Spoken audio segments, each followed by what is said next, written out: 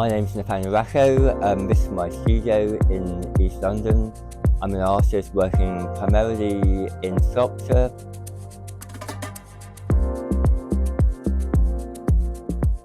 My name's Nathaniel Rackowe. This is my studio in East London. I'm an artist working primarily in sculpture, but moving across scale and medium, and most of the works are made right here. The use of bitumen and light in this exhibition, I really find the combination of the two gives this sort of ultimate contrast. The bitumen obviously being the black and grounded and having this very specific materiality. By using that extensively, I can combine it with light to soften or transform that material or surface. I suppose for the exhibition, bitumen and light are almost like the far sort of like polar opposites, and it gives me this space to work sort of between them. The rest of the work and how it functions and how we interpret it all sort of happens between the extremes of the bitumen and the light. So this piece is using these bitumen roofing panels. So again, a lot of my materials I literally buy from builders depots and stuff like that. I'll go into these places like Wix or whatever and start looking and handling materials in a way that probably the people there shopping normally think I'm a bit crazy, but I'm trying to find something that has that capacity to be familiar yet be transformed. So with this one, we got the light inside. The inside of each panel is painted yellow. So you have this sort of yellow colour bounce happening within it and around it. And then obviously the sort of the layering. So it has these resonances with its intended use as a roofing material, but it's quite obviously not and becomes something else.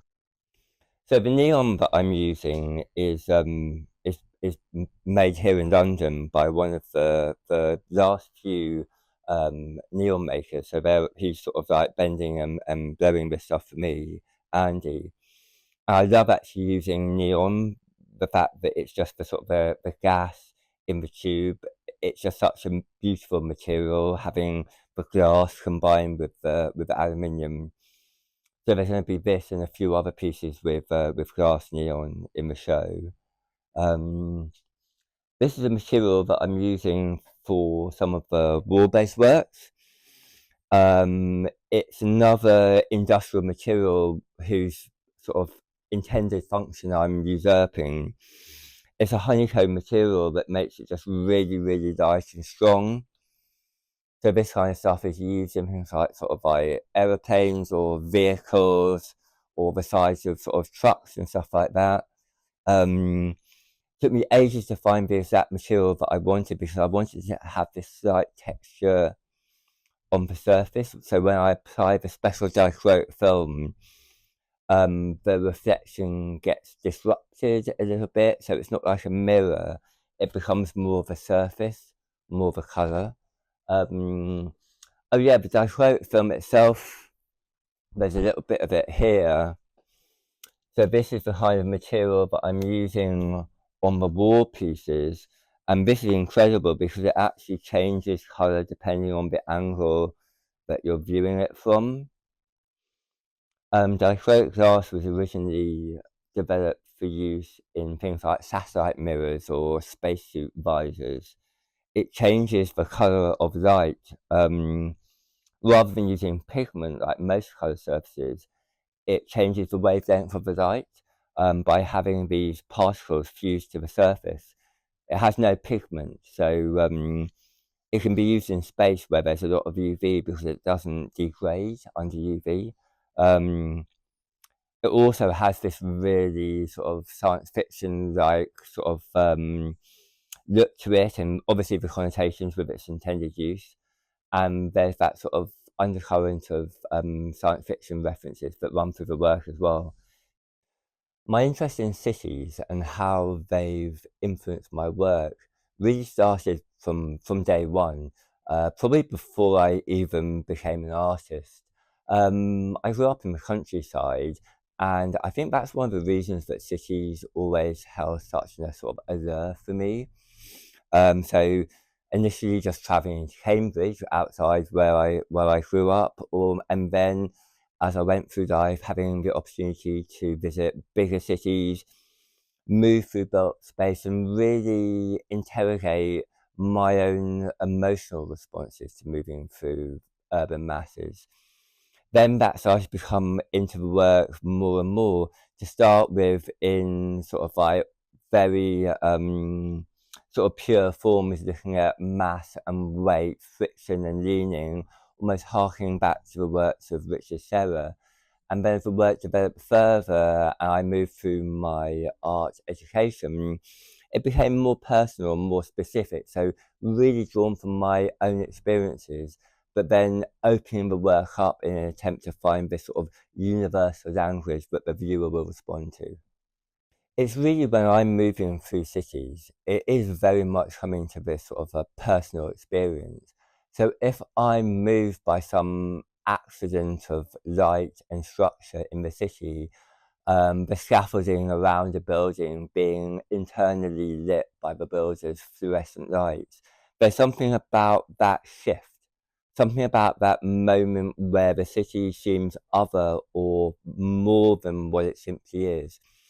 Those are the moments of inspiration. That's how I balance the physical and the conception, the work.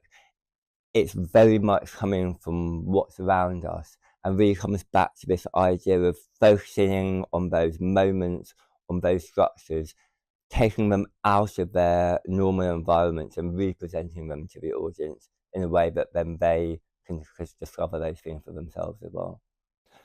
I think a very important thing to talk about is how I'm very specifically not an architect. I'm not positioning myself as someone who is adding to the infrastructure of the city. I don't have the same concerns that an architect or urban planner would. I did work in architecture briefly, so I know very well what happens on that side of the fence. My approach is to interrogate and investigate and try to unpick cities, try to almost pull apart the fabric of the city, of the spaces that we're so familiar with. Everything that went before, all the art historical baggage, I have to acknowledge all that, but my role and what I'm trying to do with the art is really a pulling apart on a much more emotional and personal level. The interesting thing about working in this particular space is that there are interconnected rooms with a sort of specific pathway throughout the exhibition. So it's very important for me to create a sort of narrative with the work that people encounter as they move through. Having a freestanding sculpture of light in the window acts as a kind of beacon, a means of people getting drawn into the gallery, engaging with the exhibition before they even enter the gallery space itself. And then from that, the next encounters are with the paintings that are around me now. These paintings that are abstracted views of petrol station canopies help to root the concepts of the exhibition into the city, into my personal observations of the spaces that I move through. In turn, that they help to then inform the sculptures, rather than the sculptures becoming purely abstract or geometric stacks and forms. The viewer realises again how linked to the city and that experience of moving through spaces they are. Then as you move into the back of the gallery, the work gets larger with one sort of, I guess you call it full-scale work, one-to-one size, which is an actual garden shed in its deconstructed form stacked at the back of the gallery space. So the viewer then has that experience of encountering a work that is sort of full-scale in relationship to themselves. And so we then move back into the back room of the gallery, where Vasiliki, the curator, and I chose to install the largest piece in the exhibition, Black Shed Stacked. So again, in this space, there's that dialogue between the petrol station canopy paintings that surround the work, which are, I suppose, in a way, abstracted representations of encountering those structures, combined with the actual object of the shed itself. I've made a series of works deconstructing garden sheds different ways. And that stems from a fascination of the sort of what I call like in-between architecture, sort of accidental architecture, the buildings and built structure that lie between the actual architecture of a city. Often those are the structures that say so much more about us, about humanity, about the way that we use those kinds of spaces. It's an ongoing series where I sort of pull sheds apart and put them together in different ways with this sort of constant search of how far does something need to be pulled apart before it becomes something else. Why it's recognizable as what it was, but it's blurred into a completely different region of that object. And then as we journey down to the lower ground floor of the exhibition, there's a shift in emphasis. The works down here are more about surface, about reflection. I'm using light in a different way. Some of the wall-based works down here are very much linked to my experience of moving through a sort of urban rural space. I see these works almost as my version of landscape painting. Particularly in lockdown and when I was recovering from cancer treatment, the spaces that I was moving through, the journeys I was having in the city, seeking out rural space in an urban context, the emotional responses to those spaces and what I observed was the starting point for that series of works. It was the departure point of me trying to find and fix an experience of moving through those spaces. So the works with dichroic film, they change colour. It's like a shifting skyline. But the vertical cuts and the structure brings you back to the sort of constructed form of the city. It's those two overlapping spaces. That's what I was really interested in. That's what I was trying to capture with those works. I'm Vasiliki Giannakou. I'm the curator of the exhibition of Nathaniel Rackowe, Asphaltos Phos at Varvara Roza Galleries. And it has been a very exciting project for me to work because I know Nathaniel for many years. We have worked many times in the past and we wanted to bring this relationship and all this experience together for this project. So it was all about moments of darkness, moments of light, transition and reflection. So these were really the elements that I could experience through Nathaniel's works all over the years and bring them here. And this is one of the most reflective works, I have to say.